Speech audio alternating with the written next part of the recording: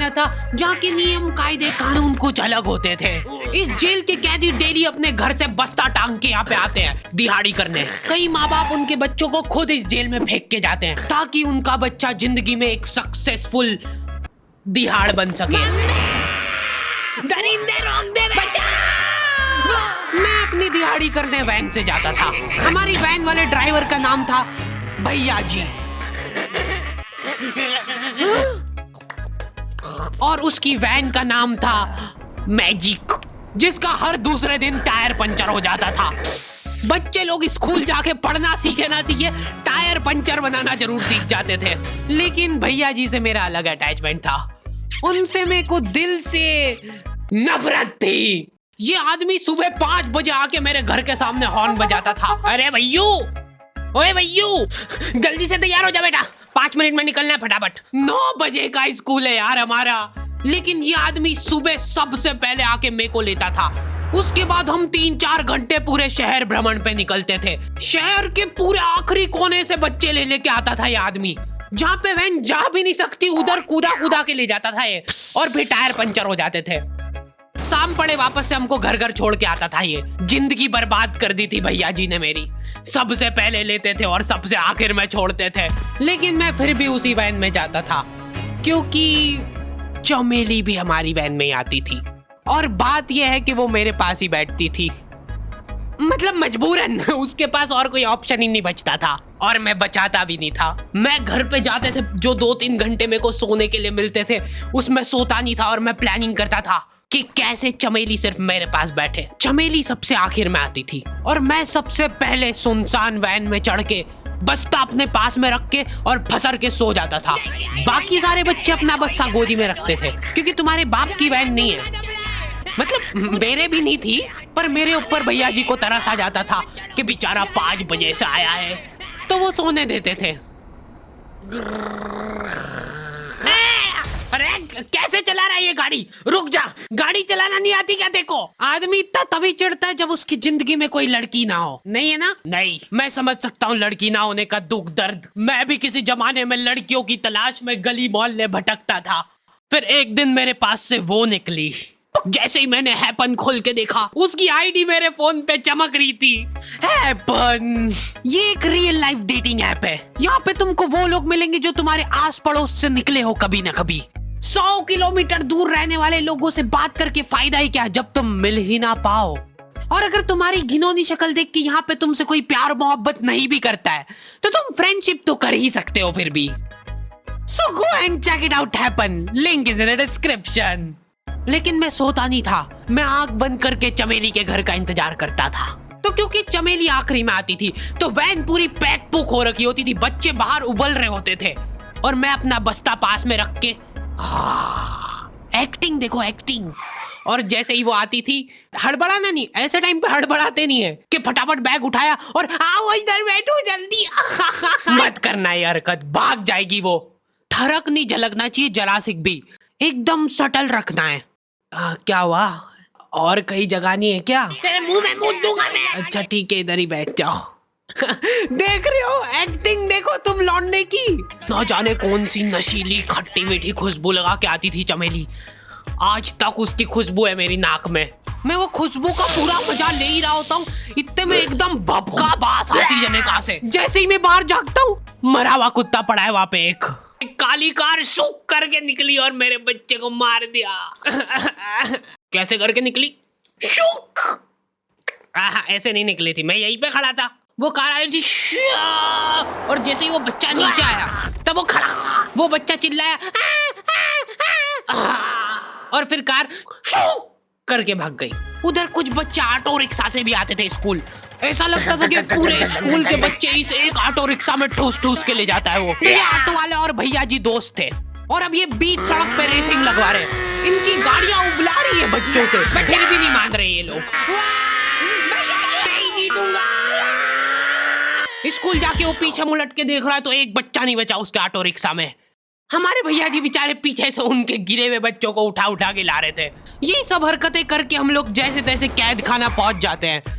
सुबह 5 बजे से निकलने के बावजूद हम लोग लेट पहुंच रहे हैं। वहाँ पे पहुंच के हमने देखा कि 4 लौंडे मरे हुए पड़े हैं। जिनको डॉन ने मारा है। डॉन हमारे स्कूल की इंचार्ज थी। डॉन का कद छोटा था और पेट मोटा था, और आश्चर्य की बात यह है कि समय के साथ उसकी हाइट कम हो रही थी। मतलब बड़े नहीं बड़े वो चलता है एक बार को, पर इसकी कम हो रही थी। डॉन बहुत स्ट्रगल करके कार से स्कूल आती थी खड़े होके, क्योंकि बैठ जाए तो उसको सामने की सड़क नहीं दिखती थी। वो अलग बात है, खड़े होके भी पूरा नहीं दिखता था। हर रोज 2-4 कुत्ते कुचलते हुए आती थी वो। फिर मेरे को समझ आया कि रास्ते में जो कुत्ते दिखे थे वो डॉन इस कैद खाने में छत पे बैठी रहती थी स्नाइपर लेके। कोई भी कैदी कुछ गलत गतिविधि करता हुआ दिखता था तो वहीं पे, मैडम इनकी लाश का क्या करना है? अरे ये तो आपको पता ही है। कहाँ रह गए थे यार झमू दीदी? फटाफट ये खून वून साफ करो। झमू दीदी बुलेट से स्कूल आते थे और ये अफवाह फैली हुई थी पूरे स्कूल में कि उनके घर पे मर्सिडीज भी है। लेकिन झमू दीदी हम्बल रहना पसंद करते हैं। ऐसा कहा जाता था कि ये स्कूल ऑन पेपर झमू दीदी के नाम पे ही है, पर वो हम्बल रहने के लिए यहाँ पे झाड़ू पोछा लगाती है। वैसे मैडम इन्होंने करा क्या था? गैर कानूनी पेन फाइट का सट्टा खेलते थे ये लोग क्लास में। उससे मेरे को प्रॉब्लम नहीं है, मेरे को क्यों नहीं? हाँ, हमारी क्लास में पेन फाइट का सट्टा चलता था। हमारे इधर जो लौंडा पेन फाइट में जीतता था, सामने वाले का पेन उसका हो जाता था। कुछ बच्चे अपना सब कुछ दांव पे लगा देते थे और कर्जे में डूब जाते थे। फिर भी वो लोग हार नहीं मानते थे और अपने दोस्त से पेन उधार लेके खेलते थे और वापस हार जाते थे। तो अब क्लास में कुछ बच्चों के पास पोटला भर के पेन पड़ा है और कुछ बच्चों के पास पेन ही नहीं है। पेन इस कैद खाने की करेंसी थी। जिसके पास जितने महंगे पेन वो उतना रईस। यहाँ पे ब्लैक में पेन इधर उधर होते थे। नॉर्मल लोगों के पास होते थे 5 रुपए वाले जीफी जेल, जो कि तुम एक पन्ने पे लिखोगे तो पीछे 10 पन्ने तक छप जाएगा। और उनसे भी गए बीते लोग होते थे जो 3 रुपए वाला यूज एंड थ्रो लेके आते थे और उससे भी उनकी अच्छी राइटिंग आ जाती थी। बहुत चिढ़ मचती थी यार मेरे को उनसे। और कुछ चुनिंदा रईस लोग होते थे जिनके पास होता था ट्राइमैक्स। हर बच्चे का सपना होता था कि उसके पास एक ट्राइमैक्स हो, साथ में आसपास 2-4 लड़कियां हो। मेरे को प्लीज मेरे को यहाँ पे ऑटोग्राफ दे दो। ये लो ट्राइमैक्स किंग के। ये ट्राइमैक्स क्या बात कर रही है? सही में एकदम रईस लोग ही अफोर्ड कर पाते थे ट्राइमैक्स। वो बाबड़े भी एक एक अक्षर लिख के रिफिल खोल के देखते थे। खाली हो रही है तो एक बार एक रईस बच्चे का ट्राइमैक्स चोरी हो गया। पूरे स्कूल में हाहू मच गई थी। वो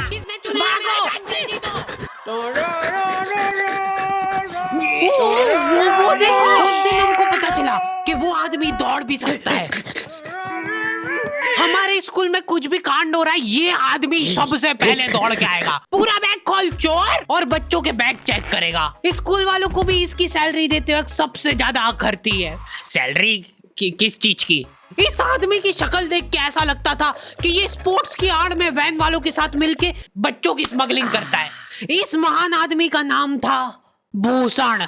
इसने अपनी जांग पे टैटू करा रखा था, भू अलग जांग पे, सड़ अलग जांग पे। सर कल से खो खो खेलने के लिए कितनी बजे आना है? वो तो बैग चेक करा पहले तू।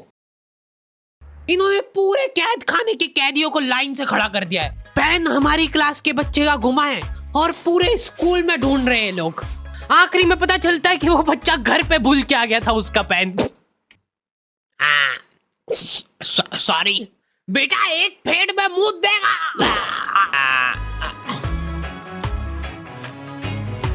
ऐसे तो नमूने बच्चे थे हमारे स्कूल में, और टीचर लोग उनसे भी गए बीते थे। हमारे स्कूल में टीचरों को उनके नाम से कोई जानता ही नहीं है। बच्चों ने उनकी हरकतों के अनुसार टीचरों के नाम रखे हुए। हमारे इंग्लिश वाले टीचर का नाम था छोटा भीम। इससे चिड़चिड़ा आदमी मैंने आज तक नहीं देखा। छोटा भीम की हॉबी थी लड़कों को कूटना। उस बेचारे की हाइट छोटी थी तो बच्चे के मुंह तक उसका हाथ ही नहीं पहुंचता था। बेचारा उचक उचक के मारता था, फिर भी कमर तक ही हाथ पहुंच पाता था उसका। एक पॉइंट पे मेरे को ऐसा लगने लग गया था कि उसको सैलरी लड़कों को कूटने की मिल रही है। कभी किसी बच्चे को बहुत ज्यादा मार दिया, घायल हो गया वो बेचारा, ये लो आपका एक्स्ट्रा बोनस। होमवर्क तुम्हारा बाप करेगा क्या? सर मेरे पापा मर गए, तू भी मर जा। ये लो। अरे वाह, नहीं चल रही, सांस तो नहीं चल रही है। हाँ कंफर्म कंफर्म मर चुका है ये। ओह ये लो आपका प्रमोशन हो गया है। लड़कियों से उसका अलग अटैचमेंट था। कौन सा परफ्यूम लगा के आई हो? सर थोड़ा थोड़ा दूर रहो। अरे मैं कुछ कर थोड़ी ना। भोली सी सूरत और आंखों में ठरक लेके स्कूल आ जाता था ये daily. So this means that he will jump over it and then he started ये आदमी इंग्लिश को इंग्लिश में ही ट्रांसलेट करके चल जाता था हमारी नंगी आंखों के सामने।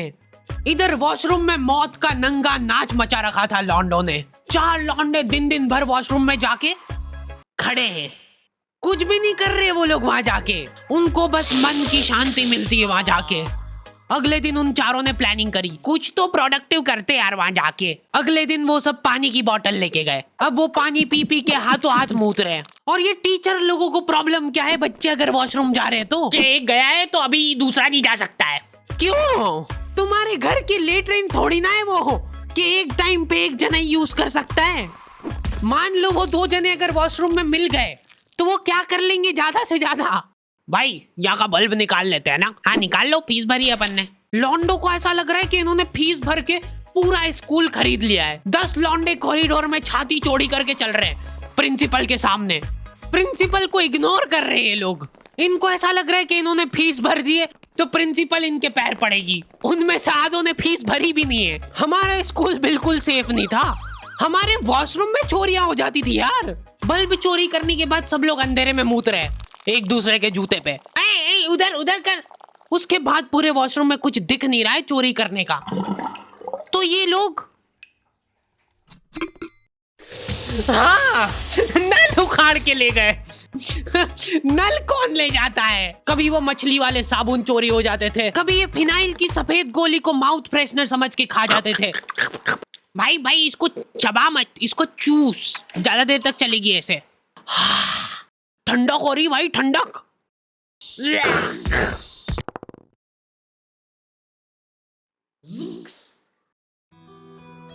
ओके तो दी एंड हो चुका है। होपफुली तुम लोगों को ये वीडियो पसंद आई होगी। अब कोई भी रोएगा नहीं। डैडी किधर गया? वो मर चुका है। लो भाई तुमको जो चाहिए था ले आया हूँ मैं। अपने दोस्तों को ब्लैकमेल करो उनकी गंदी फोटोज दिखा के कि उनको ये वीडियो मजबूरन देखना पड़े। बाकी अगर तुमको इसका सेकंड पार्ट चाहिए तो 2.5 लाख लाइक्स कर दो फटाफट। और हैपन चेकआउट करना बिल्कुल मत भूलना, लिंक मैंने डिस्क्रिप्शन में डाल दी है। मिलते हैं नेक्स्ट वीडियो में।